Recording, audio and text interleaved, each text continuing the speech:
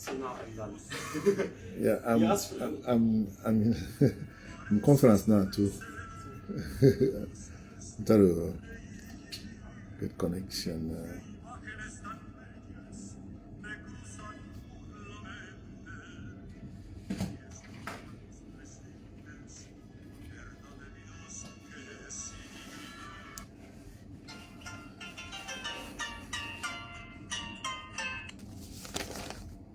Je veux pas très long aujourd'hui.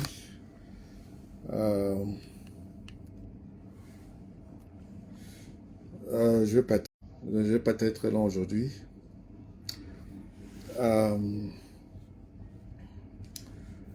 J'attends que les gens se connectent là. Apparemment, il n'y a pas beaucoup de gens encore.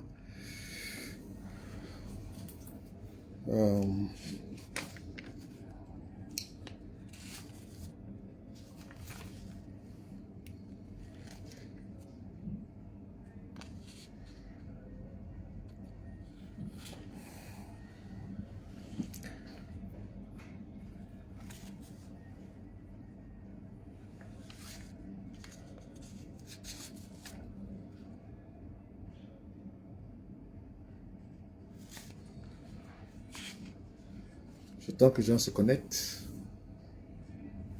Partagez. Oh, mais mon Abiron, comment tu vas à Paris? Oh, ma chérie. Et partagez le direct. Partagez le direct.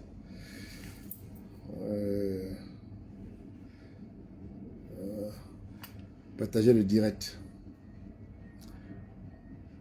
Je vois que les gens se connectent. C'est vrai que je vais pas être très long, hein, parce que des gens m'ont beaucoup accusé d'y rester un peu plus longtemps parce que beaucoup de gens n'ont pas assez de gigas au pays pour suivre. Donc, ce qui fait que je suis obligé de parler plus court. Je ne veux pas être très long. J'ai une information que je voulais partager avec vous. Enfin, je voulais aussi vous parler de ce qui se passe en ce moment dans la sous-région et plus particulièrement au Tchad et au Cameroun. Et sans oublier notre frère qui a été attaqué. Je veux dire, parler de J.P. Rémy Ngono, qui a été attaqué par... J'aurai le temps de développer ça. Bon, alors là, je vous donne encore 5 minutes et puis je vais commencer. On va un peu écouter la musique et puis je vais commencer après.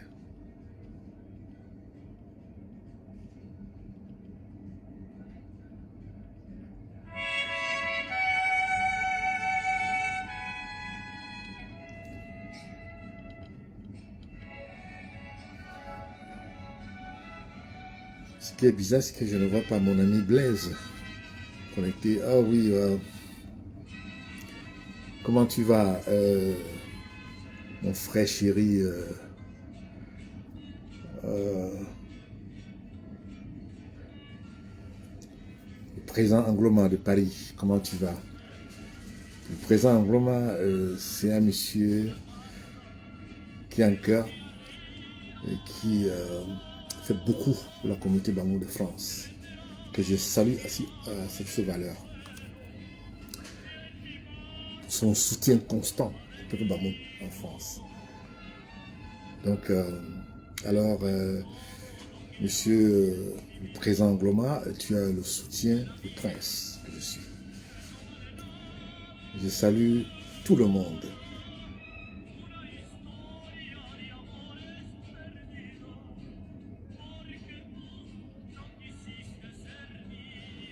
Ok, je vais commencer maintenant. Attendez.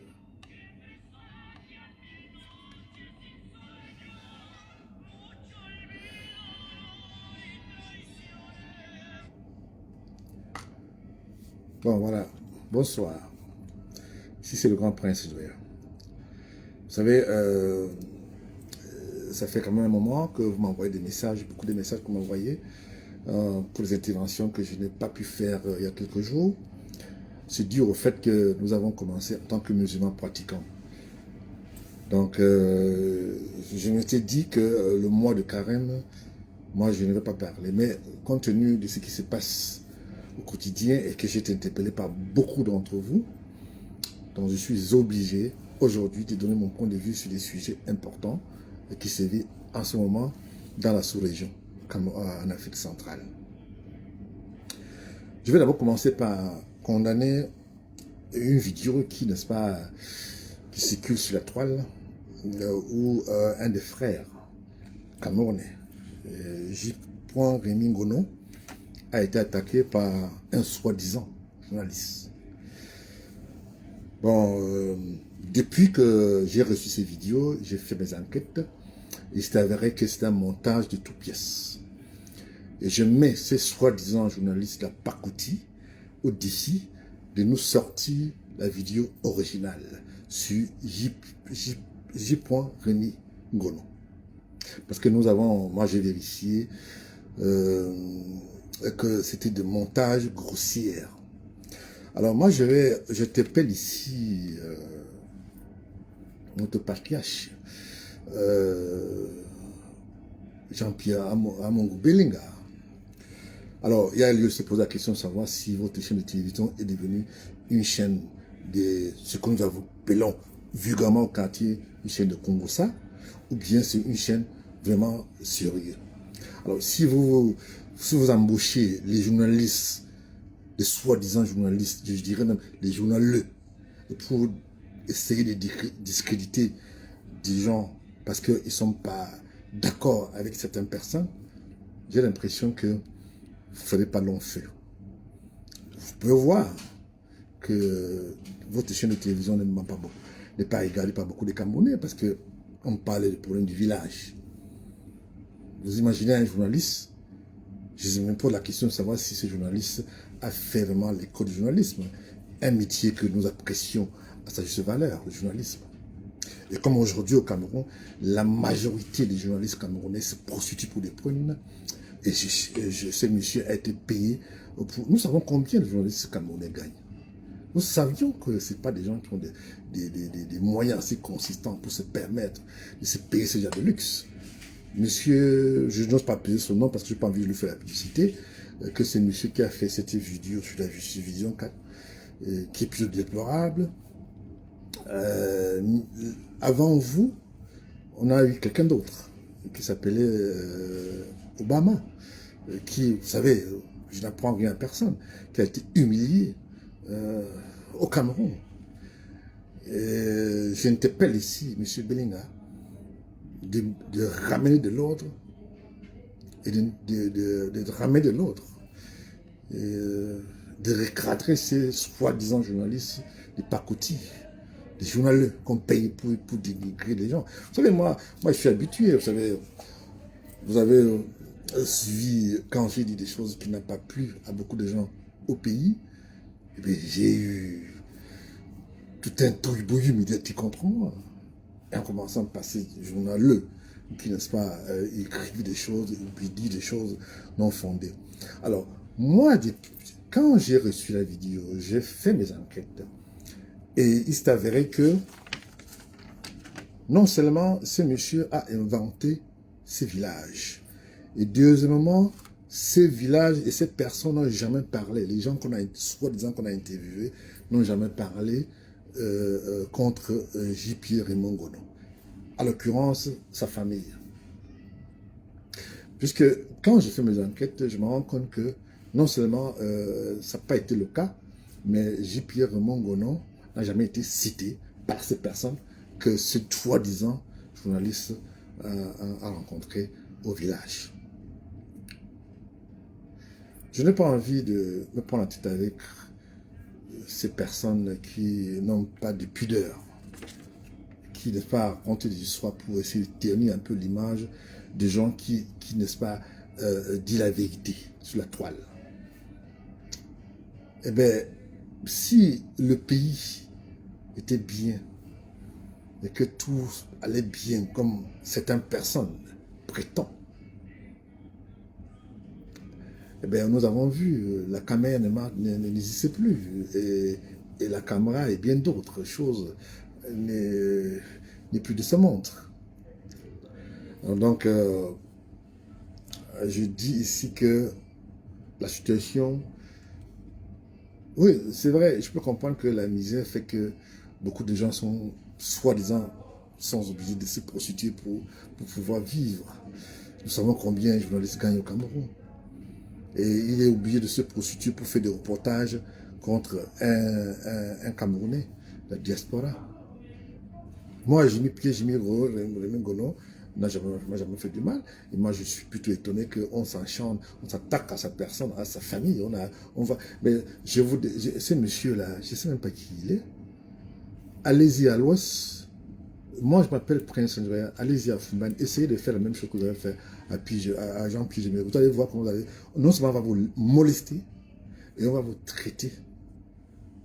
Allez-y à Fumban, là. Parlez de moi, Prince Ndouya, à Fumban. Dans le Noun, à l'ouest Cameroun. Vous allez voir comment on va vous traiter. Cette bande de vauriers, de soi-disant journaleux. Il n'y a pas très longtemps, on a sorti des articles comme ça, similaires, sur ma personne. Moi, ça m'a fait rire, puisque je ne réagis pas aux gens qui ne sont pas importants. Et c'est pour ça que je n'ose pas appeler le nom de ces personnes, parce qu'il n'est pas important.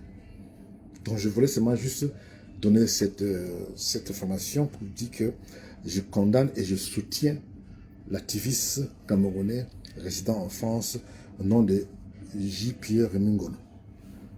Maintenant, parlons de la situation au Tchad. Le président le président Déby a été tué par son entourage. Il n'a pas été tué contrairement à ce qu'on a dit, vilipendé ici et là, qu'il a été tué par les ennemis. Non, c'est pas vrai. Aujourd'hui, je peux vous confirmer qu'il y a 2 camps aujourd'hui au Tchad. Je peux déjà vous donner l'information que la femme du président Déby a pris ses enfants et sa famille, et ses enfants et ses petits-enfants et sa famille, et ils sont plus au Tchad en ce moment, à ce moment précis. La femme d'Idriss Déby n'est plus au Tchad en ce moment. Elle a fui le Tchad.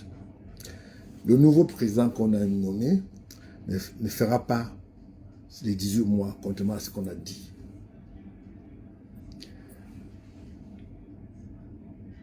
Je vais vous dire, mes chers compatriotes, la situation en Afrique centrale est trop grave. Pourquoi? Parce que la France soutient la dynastie. Vous savez, il n'y a pas très longtemps, j'avais dénoncé le lacisme de la France à l'égard de... Puisque les chefs d'État de l'Afrique centrale sont des bénis oui-oui. Des gens qui se prostituent pour des prunes, pour un oui, ils peuvent tout donner, vendre le pays pour rester au pouvoir, comme c'est le cas au Cameroun aujourd'hui. Je vais revenir sur le cas du Cameroun.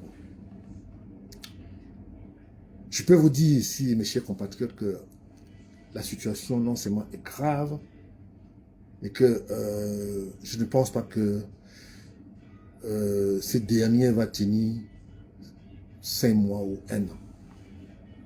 Parce qu'il y a déjà une division déjà entre l'armée, les généraux, il y a déjà une division. Je vous avais dit ici que la constitution qu'on a faite au Cameroun, c'était juste pour voir la face. Et que le moment venu, le jour qu'on va... J'avais dit que le jour qu'on va annoncer la mort, je ne souhaite pas, de notre patriarche, qui est le président de la République, Paul Biya, eh bien vous allez voir la division. La constitution ne sera pas respectée. C'est le cas aujourd'hui au Tchad, qu'on peut voir. Le président Paul Biya, j'étais parfois attaqué par certaines personnes qui sont payées pour m'attaquer, en disant que Paul Biya vit. Je n'ai pas de problème avec ça. Qui vit ou vit pas, tout ce que nous on demande, tout ce que toute la diaspora camerounaise, tous les Camerounais, bien que ces Camerounais sont des lâches, demande, c'est que Biya laisse sa place aux autres Camerounais. Il n'est pas le dieu du Cameroun, bien que beaucoup le considèrent comme tel. Il a déjà fait son temps. Biya a fait, vous avez fait votre temps, monsieur le président. Avec tout le respect que je vous dois, il est temps que vous preniez votre vacances. Vous vous retirez dans votre village, je serai la première personne qui va vous protéger. Ah oui, je serai la première personne qui va vous protéger. Pourquoi se maintenir au pouvoir 40 ans avec un bilan négatif, avec la misère qui sévit au quotidien des Camerounais? Eh bien, mes chers frères, mes chers compatriotes, comme vous le savez, la situation au Cameroun aujourd'hui, non seulement est trop grave, mais le président de la sous-région veut instaurer une dynastie qui ne dit pas son nom. Ils vont croire qu'il y a la Constitution, qu'ils vont respecter la Constitution. Je vais vous dire quelque chose. Quand la Constitution arrange Paul Piéjon, on crie partout, oh la Constitution. Mais une fois que j'étais étonné de voir le conseiller du président Déby sorti et raconter n'importe quoi hier sur une chaîne concurrente. J'étais un peu non seulement sidéré de ses propos, et je me suis dit que l'Afrique centrale est mal partie. Je vous avais dit que le président Franck Biya n'était pas candidat aux élections présidentielles, encore moins, il n'était pas intéressé pour la succession de son père. Je continue à croire que c'est toujours le cas, jusqu'à tout à l'heure, avant que je prépare ces directs que je fais, je suis encore convaincu que c'est le cas. Mais seulement, il y a une confusion qui sévit en ce moment, il y a des choses qui se faufilent en Afrique centrale, qui nous laisse croire qu'il va y avoir une dynastie, peut-être pas au Cameroun, dans la Guinée équatoriale, tout le monde sait déjà que c'est le fils qui sera le prochain président si jamais son père n'est plus de ce monde. Nous savons déjà au Congo-Brazza que Dani Sassou Nguesso est en train de préparer son fils pour être le prochain président. Nous savons déjà aussi que Ali Bongo est en train de préparer son fils aussi pour être le prochain président. Donc, c'est ce qui va se passer. Vous avez vu pour le Tchad. Donc, je peux ici vous confirmer que en Afrique centrale, la tendance, il faut, je crois, commencer à oublier. Il n'y aura pas de tendance en Afrique centrale. Peut-être au Cameroun, mais je ne suis pas sûr à 100%. Parce que l'information que moi j'ai à ma position n'est pas bonne pour le Cameroun. N'est pas bonne pour le Cameroun. La situation, la France, contrairement à ce que certaines personnes ont cru à un moment, la France a en train de jouer un rôle, je ne sais pas,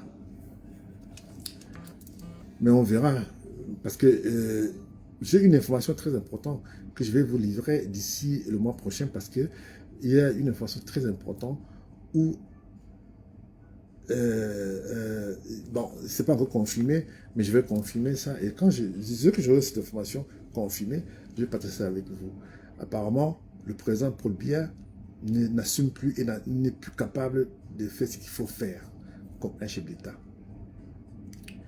J'ai été attaqué par certains qui m'ont dit que j'avais dit que le président était mort. Ben, quand on dit mort, on n'est pas seulement mort parce qu'on n'est pas mort, qu'on est mort, on va l'enterrer comme on a fait à Idriss Déby. Mais quand tu es mort politiquement, tu sais encore quoi? Tu ne sais plus à rien. Et c'est le cas aujourd'hui du président Paul Biya au Cameroun aujourd'hui. Je vais vous parler des problèmes de la malgouvernance au Cameroun, du détournement au quotidien et au vu aussi de tout le monde. Je n'ai pas envie de citer le nom des ministres ici, mais j'ai mal parce que les choses le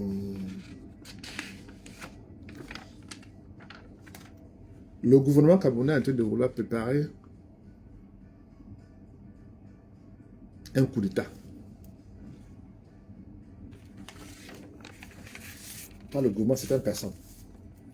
Et que j'aurai l'occasion de vous livrer le nom bientôt.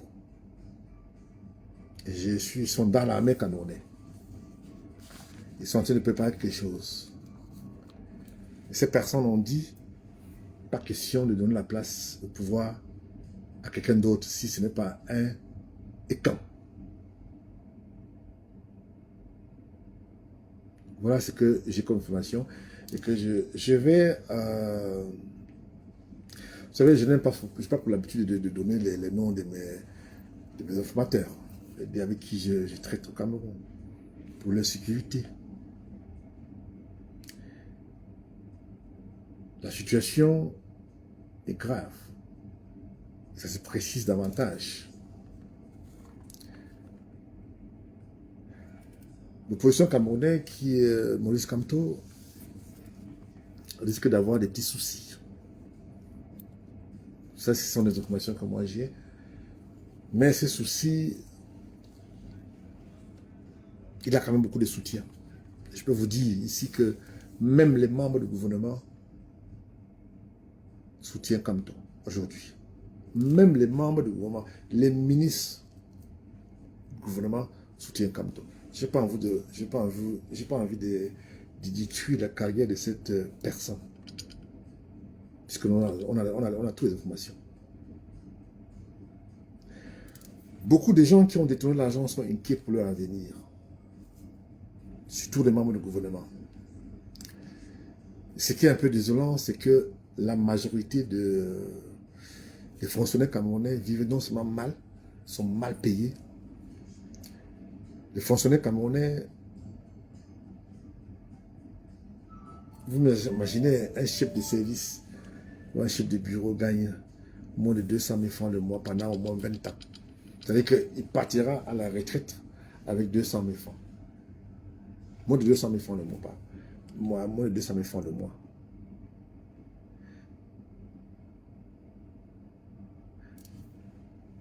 La dictature que nous vivons aujourd'hui au Cameroun, c'est comme on dit en anglais, c'est réel. It's not a fiction.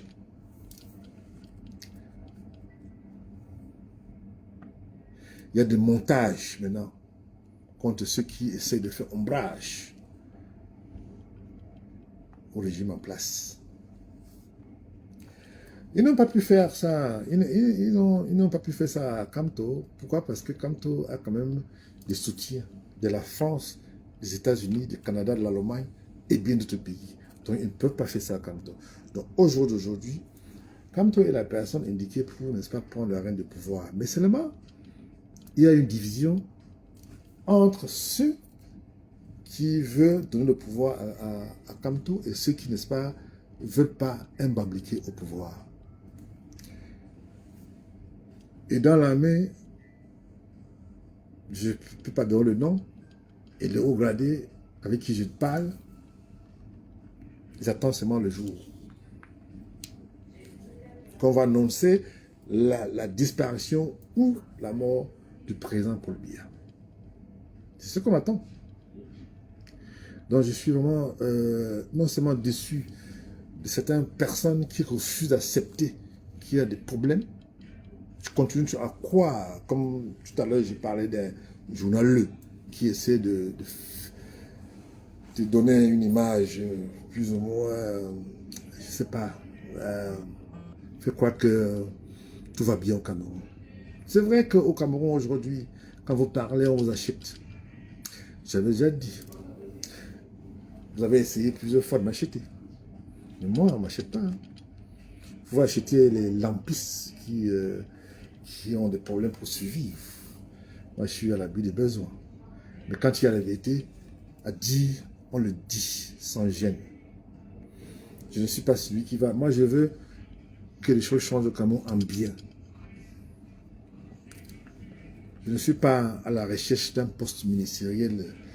Un ministre gagne combien? Il va payer combien par mois? J'ai mal pour le Premier ministre actuel parce qu'il n'a pas de pouvoir réel pour pouvoir faire ce qu'il a envie de faire. J'ai trop mal. On a parlé de la constitution camerounaise, mais la constitution ne va pas, ils ne vont pas, je vous dis, écrivez.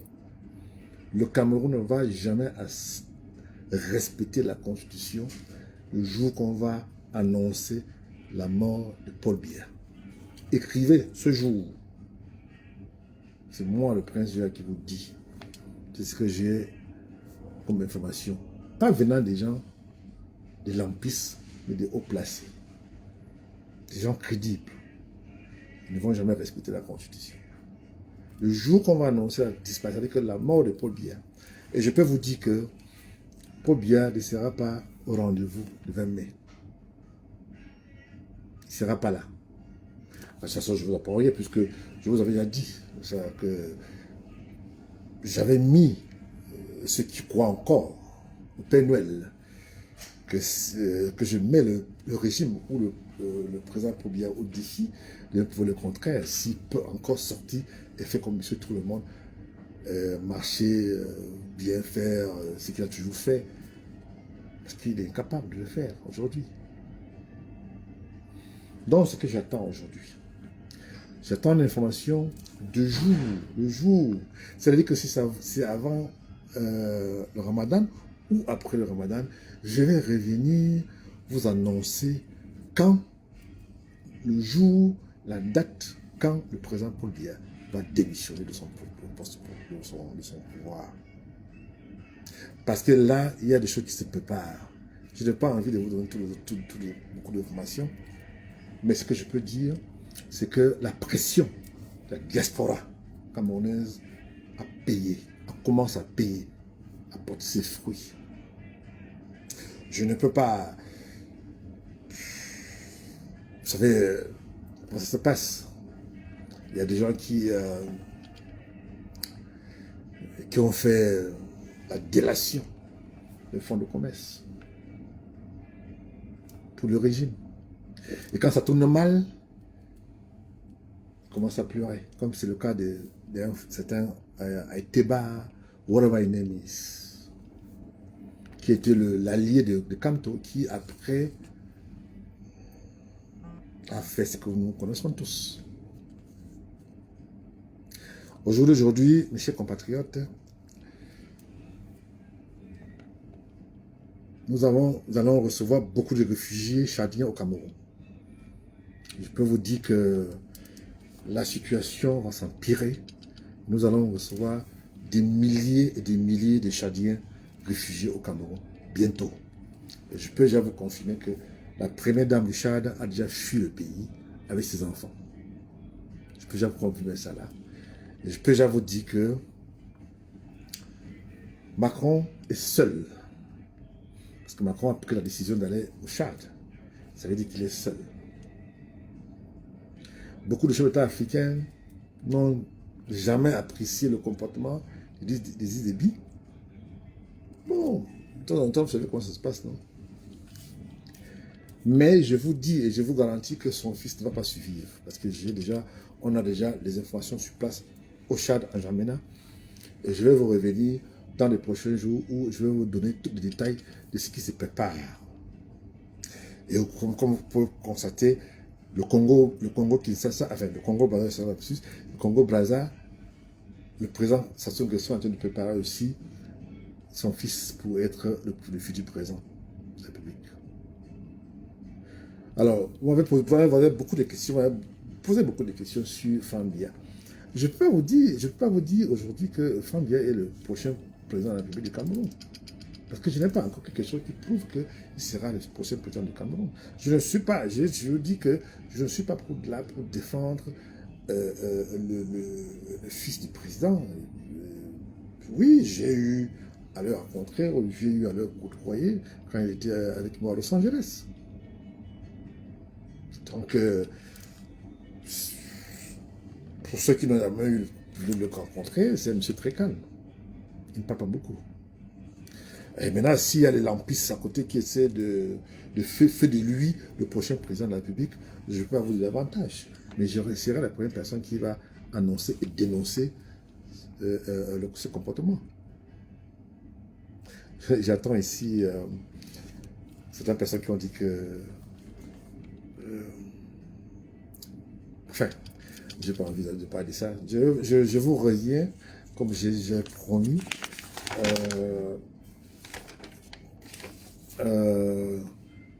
avant, parce que j'attends une information très très importante. Très très importante. Pour le Cameroun. Pas pour la sous-région, pour le Cameroun.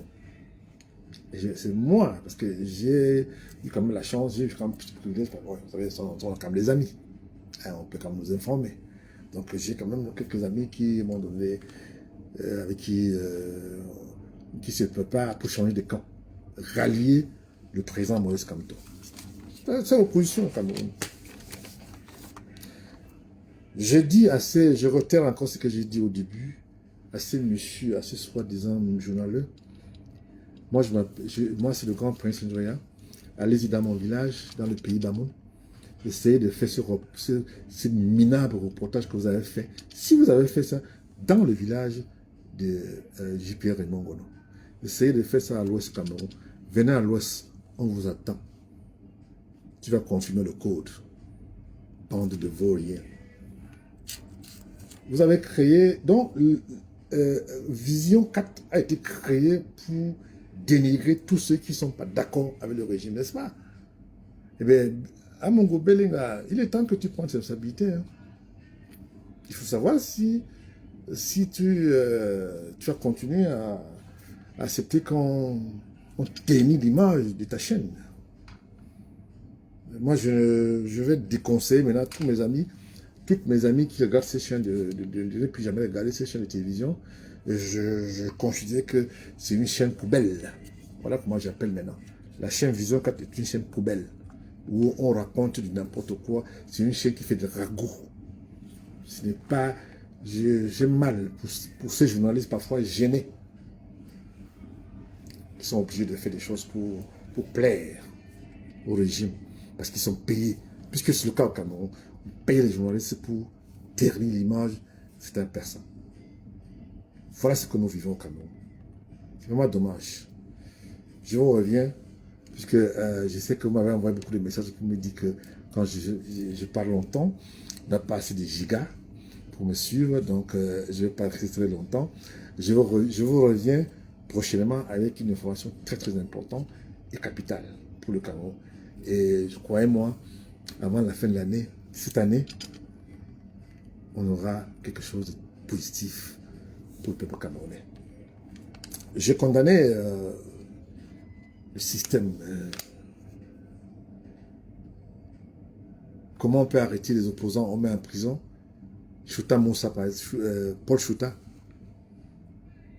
Et puis, et bien d'autres journalistes qu'on a mis en prison. Sans oublier les opposants camerounais qu'on a mis en prison. Pour rien.